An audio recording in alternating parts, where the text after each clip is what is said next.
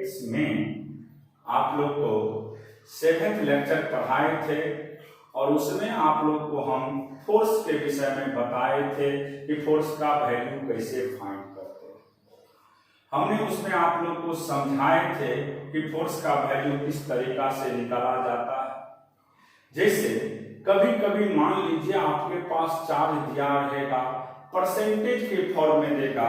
जैसे मान लीजिए ये सभी हम लोग आपको असाइनमेंट में दिए हुए हैं, लेकिन यहाँ असाइनमेंट तो है नहीं कि किस नंबर का ये क्वेश्चन है, फिर भी आप लोग को समझना है। जैसे देखिए एक क्वेश्चन ही हम लिख देते हैं, अभी समझिएगा। यहाँ पे क्वेश्चन क्या है,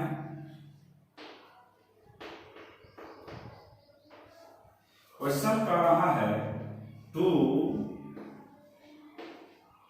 charge 2 point charge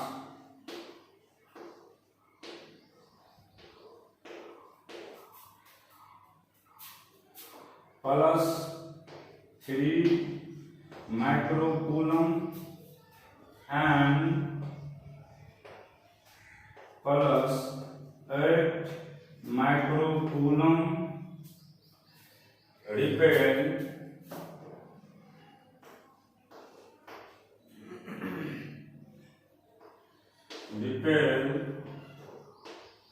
each other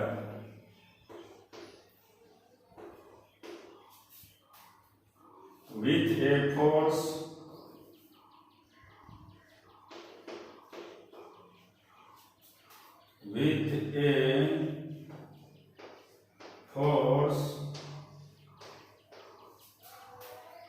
of 40 newton. फिर देखिए क्या लिखा है क्वेश्चन में, 40 newton if a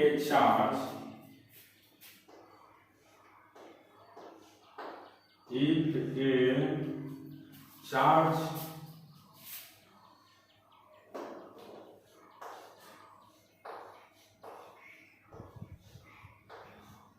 charge of -5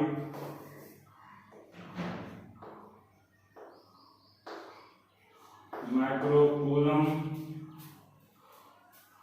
is added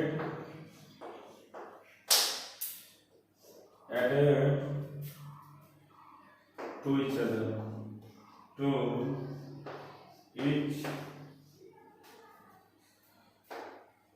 each of them.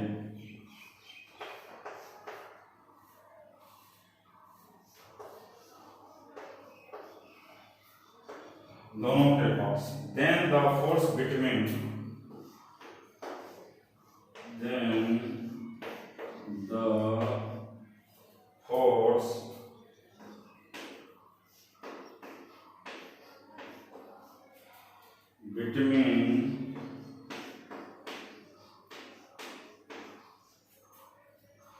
them will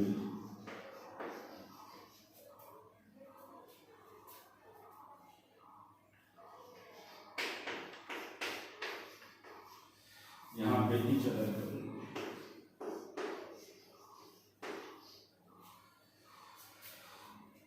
पहला ऑप्शन will become पहला ऑप्शन दिया हुआ है आपके पास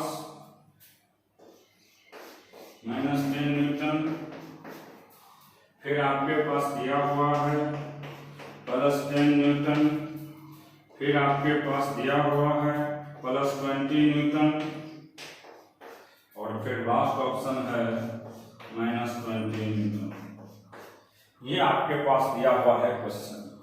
एक बार समझना है क्वेश्चन को ठीक से। लिखा है 2 point charges +3 microcoulomb and +8 microcoulomb repel each other, क्योंकि सिमिलर नेचर का चार्ज है तो निश्चित रिपेल करेगा each other with a force of 40 Newton. दोनों के बीच में फोर्स का जो वैल्यू है 40 न्यूटन दिया हुआ है। If A charge of -5 microcoulomb, ये चार्ज जो आपके पास दिया हुआ है उसका वैल्यू -5 माइक्रोकूलम है। ऐड किया जाता है दोनों के पास, तो पूछा जा रहा है कि फोर्स का क्या होगा वैल्यू। तो समझिएगा इस तरह के क्वेश्चन को कैसे सॉल्व करते हैं। सबसे पहला काम जो कर रहा है वही हम भी करते हैं। देखिए सबसे पहले मेरे पास 2 पॉइंट चार्ज है, एक यहां है दूसरा यहां है।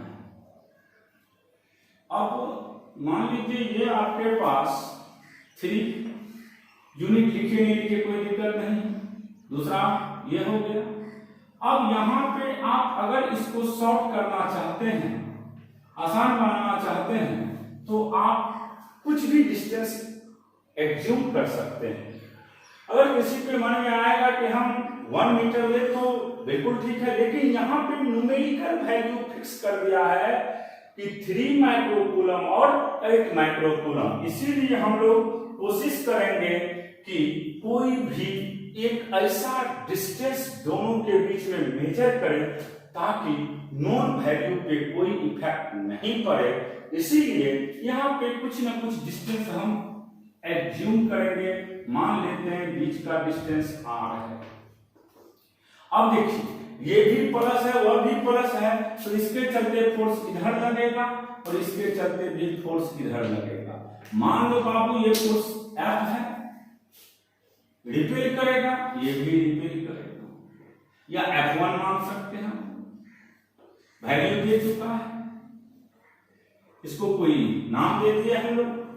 अब अगर हम फिर देखते हैं यहां पे फोर्स की बात कर रहे हैं, तो फोर्स का सिंपल वैल्यू F1 का वैल्यू K दोनों चार्ज का प्रोडक्ट बाय, अगर हम विदाउट मान लीजिए मैग्नीट्यूड लेते हैं तो इसको लिखेंगे 3, क्योंकि ये रिपेल लिख दिया है। इसीलिए अगर रिपल्सन की बात या अट्रैक्शन की बात नहीं करता तो हम इसको मैग्नीट्यूड के टर्म में लिखते, लेकिन यहां जब स्पष्ट लिख चुका है कि वह या तो रिपेल कर रहा है या तो जो भी अट्रैक्शन, अगर नेचर अपोजिट होता तो अट्रैक्शन होता। यहां पे आपके पास F1 का वैल्यू भी दे चुका है, कितना बाबू 40 न्यूटन मत लिखिए क्योंकि शॉर्टकट करना है, कंपटीशन है। आप इसको रहने दीजिए के 3 8 बाय r, इसको पहला मान। अब क्वेश्चन में लिखा है अगेन, क्वेश्चन का एक पार्ट अब ये कर रहा है हमको फोर्स निकालना है, लेकिन क्वेश्चन में दे दिया है कि अब हम लोग -5 माइक्रोकूलम दोनों के पास ले जाएंगे। तो आपको पता है जब ले जाएंगे तब क्या होगा, देखिए ध्यान से।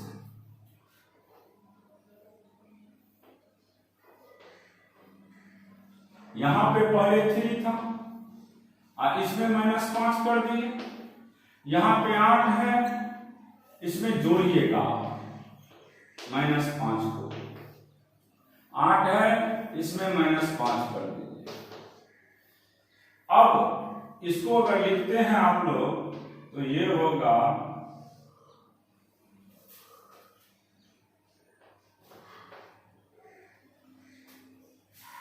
ये -2 और ये 3, बीच का डिस्टेंस अभी भी आप r ही लीजिए। अब देखिए नेचर अपोजिट है तो अट्रैक्शन होगा। मान लो ये F2 है और ये भी F2 ही है, ये F2 हम मान लिए हैं, F2 ले रहे हैं। अब देखिए इसके आगे जब ये F2 है तो F2 का वैल्यू होगा यहां से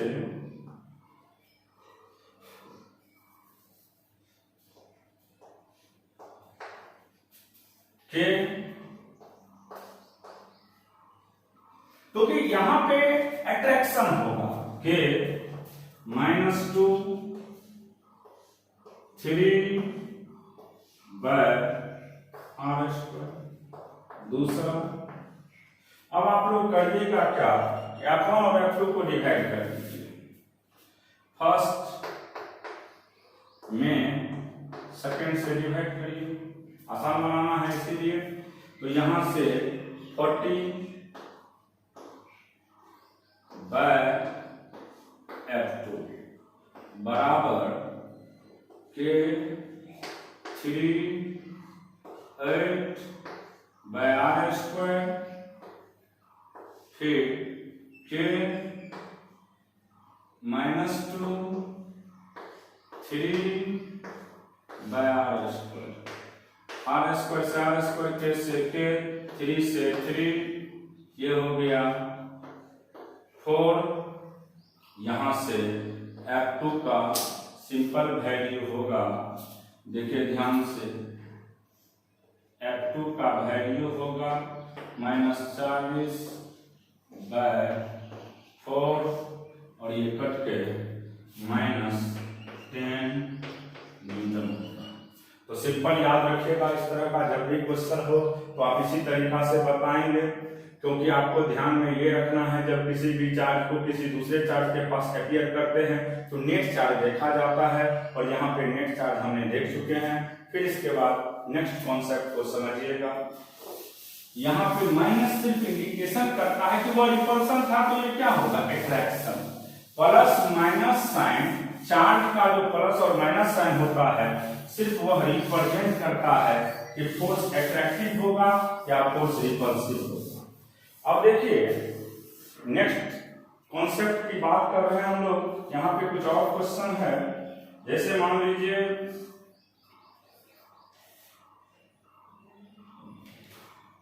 एक क्वेश्चन है यहाँ पे, देखिए क्वेश्चन क्या कह रहा है।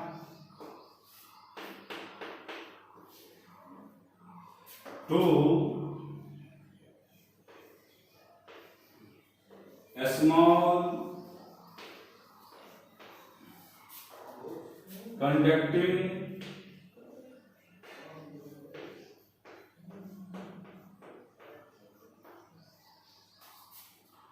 sphere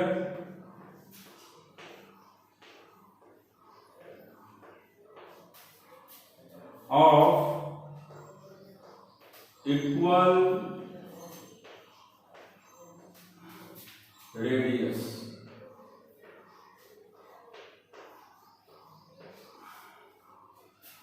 have charge -10 microcoulomb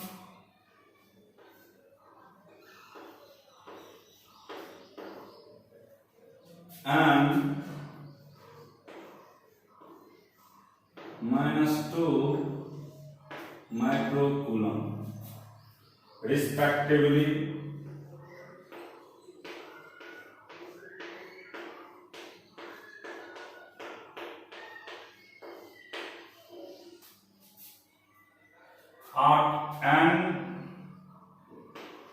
And placed at a distance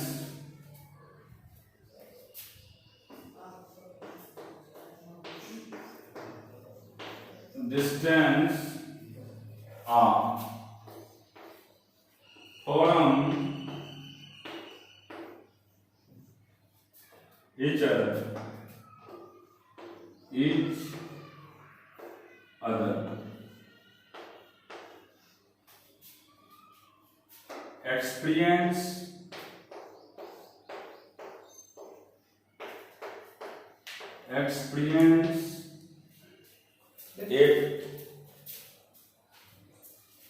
Experience force F1 if they are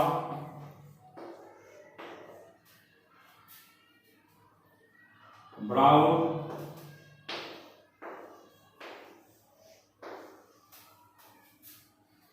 in contact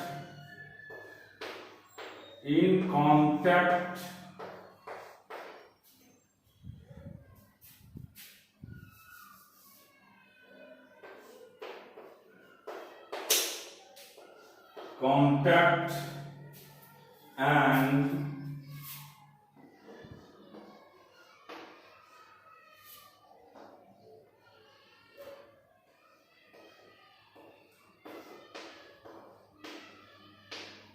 separated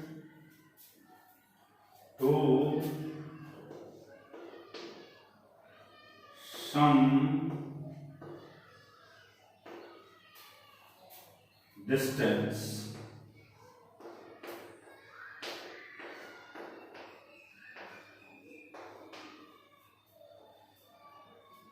then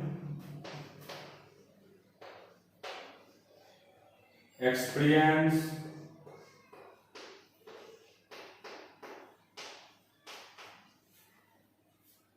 force F2.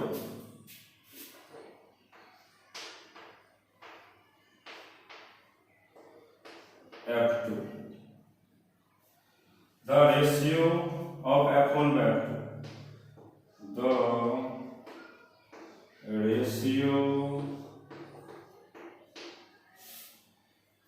of F1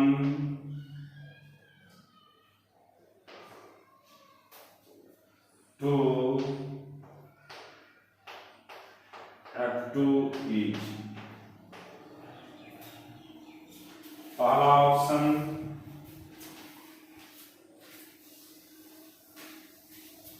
first option हो गया आपके पास 5:9:5 सी में 8:1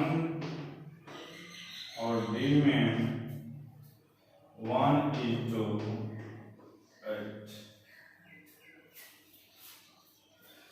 अब सबसे पहला कॉन्सेप्ट को समझना है क्या लिखा है। Two small conducting sphere of equal radius have charges -10 microcoulomb and -2 microcoulomb respectively and placed at a distance r from each other. Experience force F1 if they are brought in contact and separated to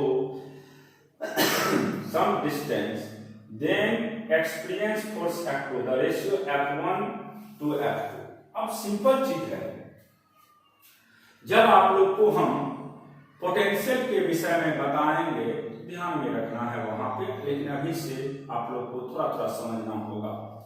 जैसे अगर कोई भी दो conductor होते हैं, दोनों पे कुछ भी चार्ज होता है, जब वह एक दूसरे के नियर आते हैं तो चार्ज का जो डिस्ट्रीब्यूशन होता है वह इक्वली होता है। तो यहां पे भी आपके पास पहले दो स्मॉल कंडक्टिंग स्फीयर है जिसका सभी कुछ सेम है, चार्ज सिर्फ अलग अलग है लेकिन रेडियस अदरवाइज सभी कुछ आपको सेम दिख रहा है। देखिए अब हम लोग इस तरह के क्वेश्चन को कैसे सॉल्व करते हैं, क्या वे होता है बनाने का। अच्छा क्वेश्चन है, ये क्वेश्चन सब पूछा हुआ है कंपटीशन सब में। देखिए ध्यान से हम लोग इस तरह के क्वेश्चन को कैसे सॉल्व करते हैं। सबसे पहला काम है कि मेरे पास दो चार्ज है, एक आपके पास दिया हुआ है -10 माइक्रोकूलम है, यूनिट से कोई लेना देना नहीं, -2 माइक्रोकूलम, -10 और -2 माइक्रोकूलम दिया हुआ है। अब देखिए बीच का डिस्टेंस मान लेते हैं r, दिया गया क्वेश्चन। अब देखिए दोनों का नेचर सेम है, दोनों माइनस माइनस है, ये स्फीयर है, ये भी आपका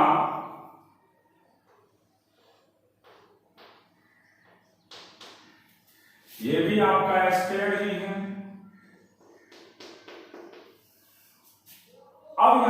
पे फोर्स F1 लग रहा है,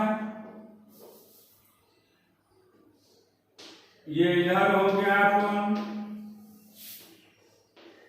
F1। अब देखिए यहां एक दूसरे को रिपेयर करेगा क्योंकि नेचर दोनों का आपको सिमिलर है। तो F1 का वैल्यू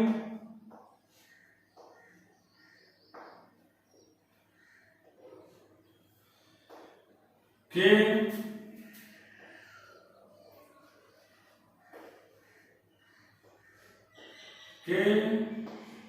-10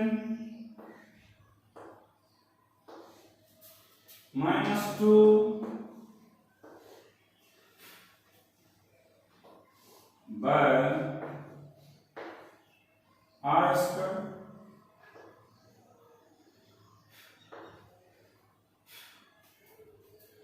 -10 -2 by R square।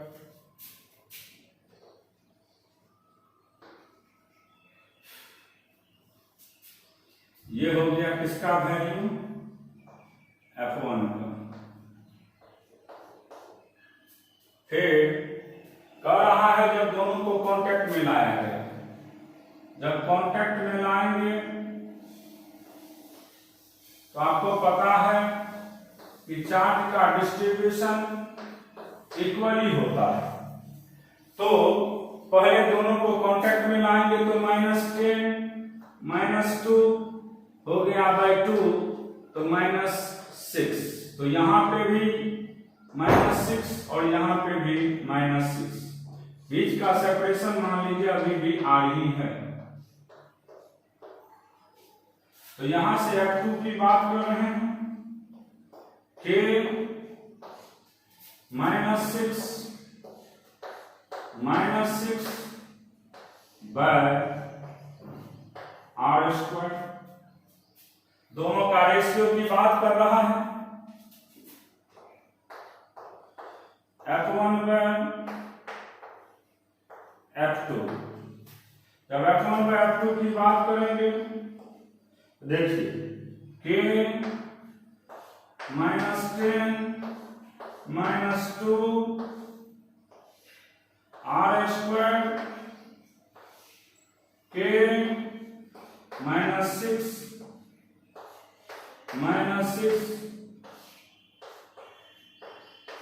ये के से के कैंसिल, माइनस से माइनस कैंसिल, 20 बाय 36 5, तो ये हो जाएगा इसका 5×9, पहला ऑप्शन इसमें होगा 5×9, इसका आंसर हो गया।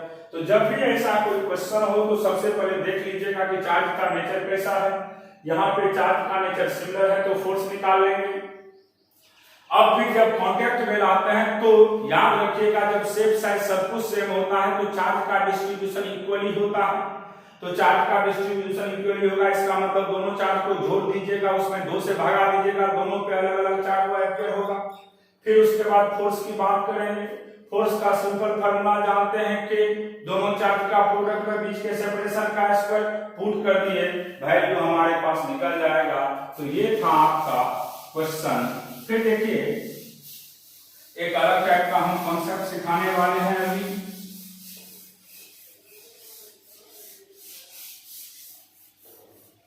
देखिए नेक्स्ट कॉन्सेप्ट क्या कर रहा है, जैसे मेरे पास मान लीजिए 2 चार्ज दिया है, मेरे पास कोई भी 2 चार्ज दिया है, मान लो इधर थोड़ा कम दिखता है, इधर से देखते हैं। मान लीजिए मेरे पास 2 चार्ज है, कुछ भी चार्ज हो सकता है, मान के चलते हैं ये 1 है, ये भी 1 है। अब यहां से होता क्या है कि मान लीजिए ऐसे 30% इंक्रीमेंट हो रहा है, इधर जो है आपका मान लो 30, तो सबसे पहले 2 हमारे पास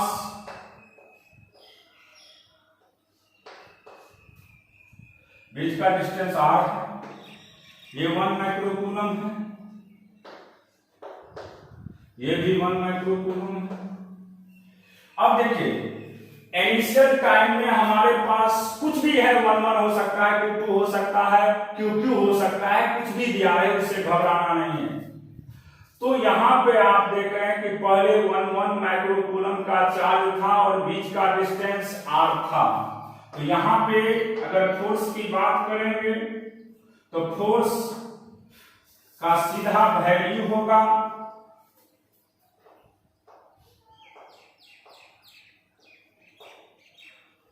K बाय r स्क्वायर। हम यूनिट से मतलब नहीं रखे हैं क्योंकि बाद में आएगा ही टर्म। अब क्वेश्चन में कह रहा है कि इधर से 30% इधर गया, इसका मतलब है 30 को परसेंटेज में लिखेंगे तो 30/100 लिख देंगे, यानी इसका वैल्यू 0.3 हो गया। इसका मतलब है कि अगर यहां से इधर गया है तो इधर 30% बढ़ा और इधर 30% घटा, तो अब अगेन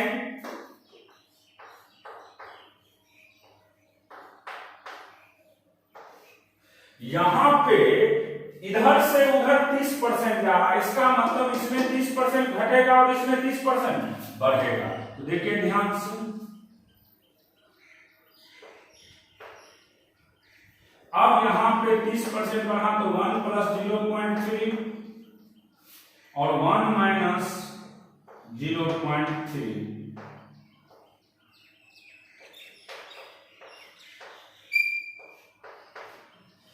अब देखिए यहां से आपके पास अब जो डायग्राम बचेगा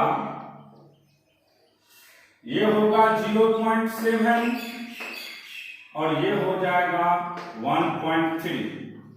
अब बीच का सेपरेशन अभी भी r ही है।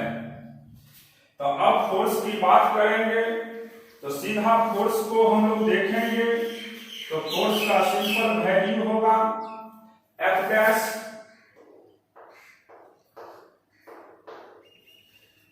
के दोनों का प्रोडक्ट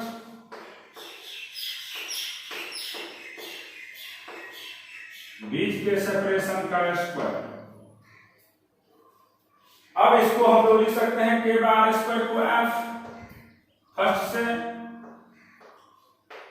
F इंटू 7/10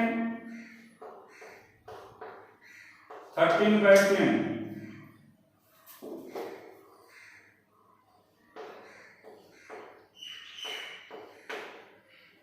यानी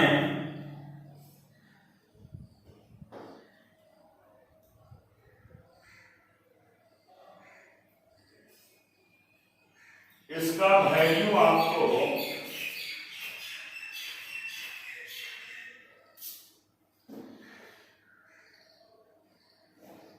91/100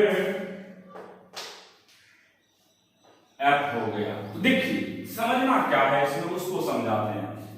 जैसे पहले 1 माइक्रोकूलम था, इक्वल चार्ज था, इधर से कुछ चार्ज ट्रांसफर होकर के इधर आया या इधर से कुछ चार्ज ट्रांसफर होकर के उधर गया परसेंटेज में। तो देखिए यहाँ चार्ज का जो डिस्ट्रीब्यूशन था वो इक्वल था, लेकिन यहाँ पे चार्ज का जो डिस्ट्रीब्यूशन हो गया अनइक्वल हो गया। तो निश्चित है जब चार्ज अनइक्वल होते हैं तो निश्चित वहां पे फोर्स का वैल्यू डिक्रीज करेगा, लेकिन जहां पे चार्ज का वैल्यू इक्वल होगा वहां पे फोर्स का वैल्यू हमेशा मैक्सिमम होगा। तो कभी कभी जैसे बोर्ड में नीट के एग्जाम सब में ये क्वेश्चन पूछ देता है कि अगर मान लीजिए आपके पास दो चार्ज है, दोनों चार्ज पहले इक्वली डिस्ट्रीब्यूट है, फिर उसमें हमने कुछ परसेंटेज इंक्रीज कर दिया या कुछ परसेंटेज डिक्रीज कर दिए और चार्ज अनइक्वल हो गया, तो फोर्स का क्या होगा इफेक्ट को याद रखिएगा। जिस समय में चार्ज इक्वली डिस्ट्रीब्यूट था उस समय में फोर्स का वैल्यू मैक्सिमम होगा, और जब चार्ज अनइक्वल हो जाएगा तो निश्चित है वहां पे फोर्स का वैल्यू थोड़ा डिक्रीज करेगा। और इस कॉन्सेप्ट को आप सेट कर देंगे दिमाग में कि जब चार्ज इक्वल होते हैं तो फोर्स का वैल्यू सबसे ज्यादा होता है, और चार्ज जब अनइक्वल होता है तो फोर्स का वैल्यू डिक्रीज होता है। जैसे एक क्वेश्चन है, थोड़ा अच्छा क्वेश्चन है, हम इसको अब समझा रहे हैं। नेक्स्ट क्वेश्चन, ये कंपटीशन में 3 बार अभी तक पूछ चुका है, अभी जो क्वेश्चन लिखने वाले हैं। अच्छा क्वेश्चन है, बहुत ही बेहतरीन क्वेश्चन है इलेक्ट्रोस्टैटिक्स का। देखिए क्या है question,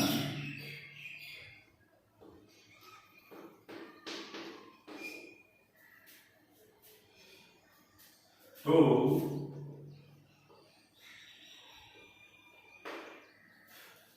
identical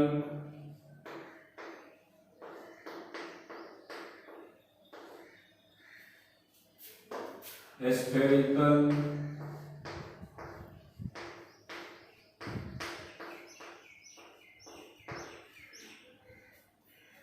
charge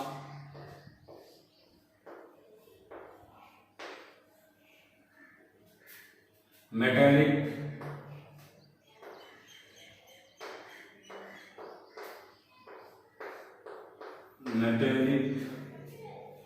sphere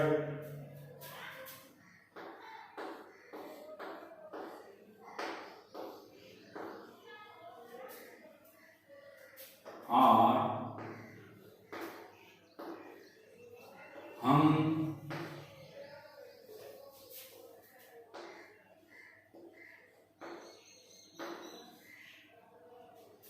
by S3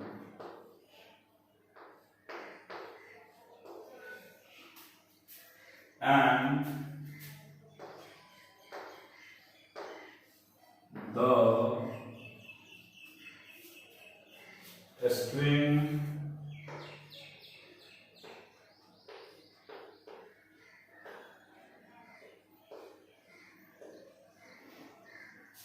में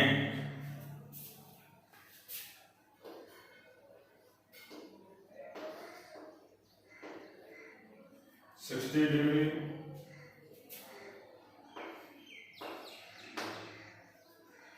with each other, with each other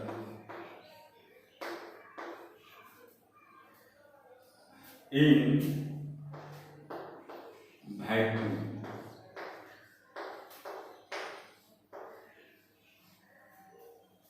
When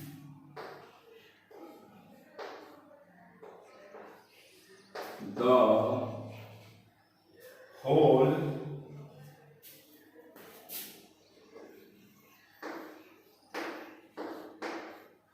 arrangement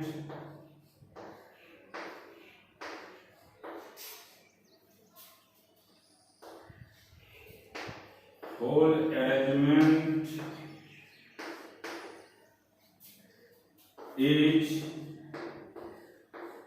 kept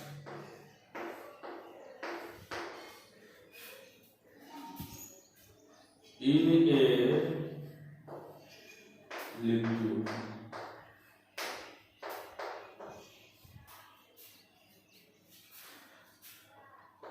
Of density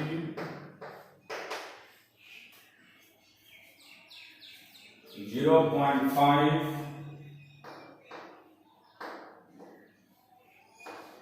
cc. The angle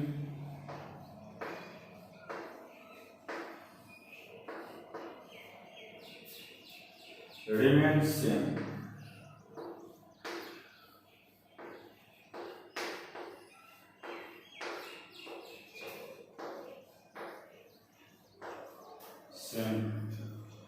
Calculate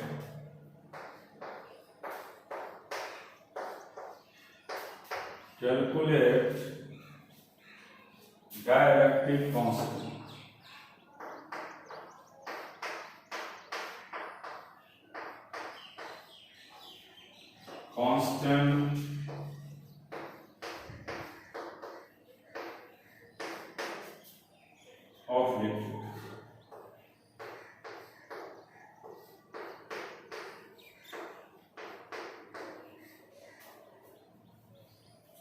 density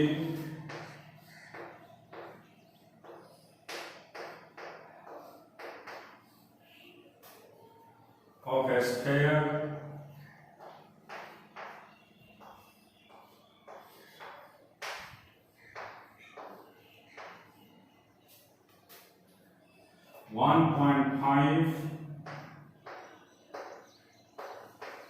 gram CC. अब क्वेश्चन को समझना है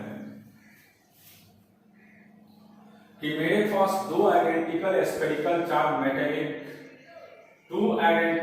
spherically charge metallic sphere are hung by a string and the string makes 60 degree with each other in vacuum. When the whole arrangement is kept in a liquid of density इतना, the angle remains same. Calculate the dielectric constant. Dielectric constant जिसको आप लोग epsilon R के नाम से जानते हैं, यही निकालना है।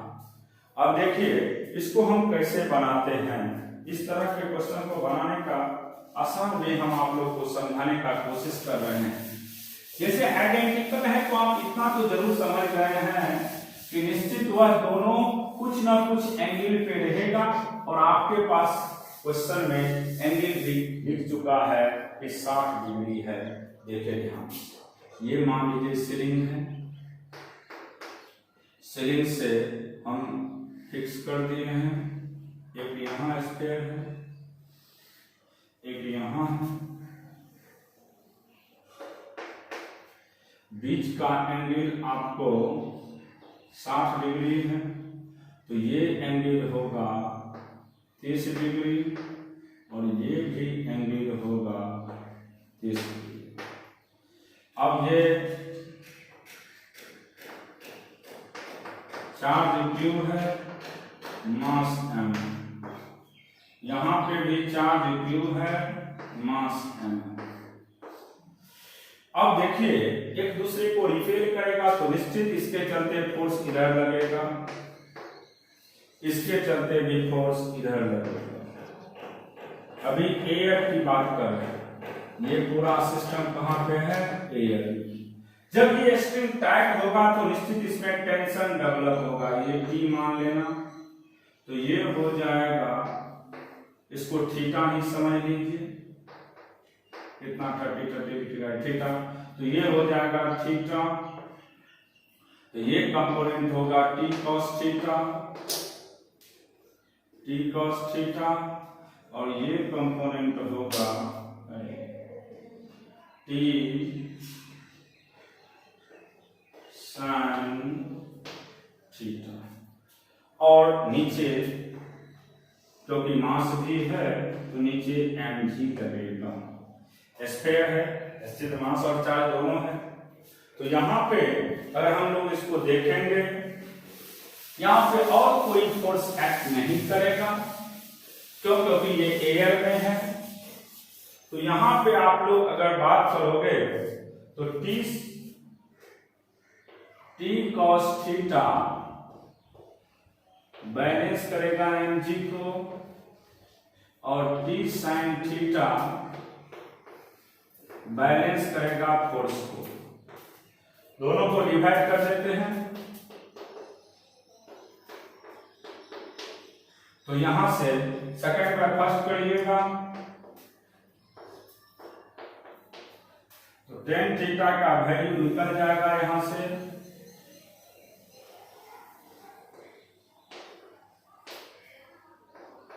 F by mg। ये जो फोर्स है एयर के केस में। अब हम लोग बात करेंगे लिक्विड के केस का, तो देखिए ध्यान से समझना होगा। ये एयर के केस में है, और एयर के केस में कोई पूछेगा कि tan थीटा का वैल्यू क्या होगा, तो याद रखिएगा जो भी फोर्स हो, यहाँ पे इलेक्ट्रोस्टैटिक फोर्स है तो फोर्स F हो गया और वेट हो गया mg। लेकिन जैसे ही इसी पूरे सिस्टम को हम लिक्विड के अंदर में अब देंगे तो देखिए क्या होता है। अगेन अब ये कर रहा है नेक्स्ट पार्ट इसी में क्वेश्चन में कि पूरा सिस्टम को हम किस में डाल रहे हैं, लिक्विड के अंदर। जब लिक्विड के अंदर डालेंगे तो देखिए ध्यान से, फोर्स मान लो F डैश है, फोर्स F डैश होगा क्योंकि ये लिक्विड है आपका, फोर्स F डैश हो गया, फोर्स F, एंगल पे कोई इफेक्ट नहीं पड़ेगा, एंगल वही होगा, लेकिन यहां पे एक फोर्स और लगेगा जो कि आप जानते हैं लिक्विड के चलते एक फोर्स लगता है वेट के अपोजिट। अगर किसी भी पार्टिकल को हम वाटर में देते हैं या किसी भी मान लीजिए किसी भी कंटेनर में रखा जाता है और उसके अंदर कुछ भी दिया रहेगा तो निश्चित उसके चलते एक फोर्स लगता है। जैसे आप कभी भी नदी में देखे होंगे या तालाब में कोई मान लीजिए लकड़ी का गट्ठर रखा हुआ है, जब तक वह पानी के अंदर है आप सीधे ऐसे करते हैं वह ऊपर निकलने लगेगा, लेकिन जैसे ही पानी से बाहर आएगा उसी को आप उठाने का कोशिश करेंगे, आपसे नहीं हो पाएगा। तो यहाँ पे भी वही है कि अगर मान लीजिए कोई भी पार्टिकल अगर लिक्विड के अंदर है तो निश्चित एक फोर्स लगेगा उस लिक्विड के चलते, और उस फोर्स को हम लोग कहते हैं अपथ्रस्ट फोर्स। क्या कहते हैं उसको? अपथ्रस्ट फोर्स, और उसको मान लीजिए यू के नाम से जानते हैं। तो यहाँ पे अब देखिए ध्यान से, अब इसमें जो कॉन्सेप्ट है वह चेंज हो जाएगा। तो यहाँ पे देखिए टेंशन पे कोई फर्क नहीं पड़ेगा, यहाँ पे इफेक्टेड जो होंगे वह एक फोर्स लगेगा। तो यहाँ पे हम लोग लिख सकते हैं T cos theta plus upthrust U बराबर mg वेट। यहां से हम लोग लिखेंगे T cos थीटा बराबर mg माइनस U, और U याद रखिएगा, U को हम थ्रस्ट फोर्स के नाम से जानते हैं, थ्रस्ट फोर्स। U हो गया थ्रस्ट फोर्स। अब देखिए T sin थीटा बैलेंस करेगा F डैश को, इसको आप फोर्थ नाम दीजिए और इसका नाम थर्ड दीजिए। अब करिए क्या, फोर्थ में थर्ड से डिवाइड कर दीजिए, तो ये भी होगा tan थीटा। हमने पहले ही बोला एंगल पे कोई फर्क नहीं पड़ेगा। फोर्स हो गया F डैश, नीचे हो गया mg माइनस U, अब थ्रस्ट।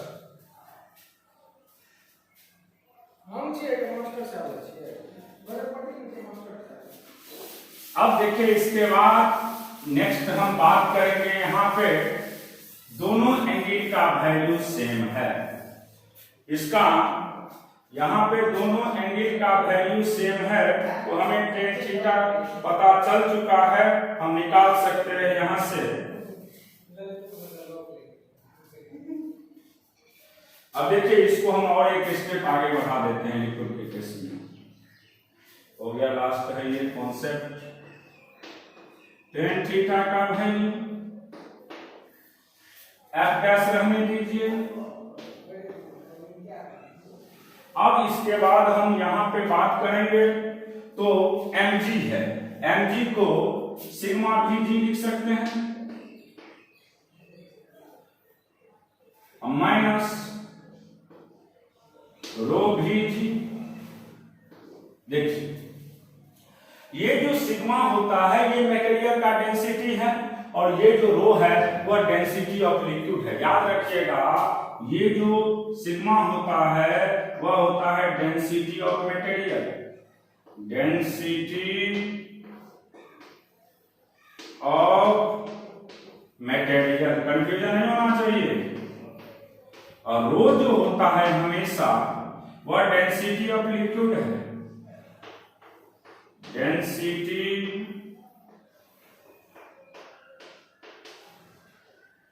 ऑफ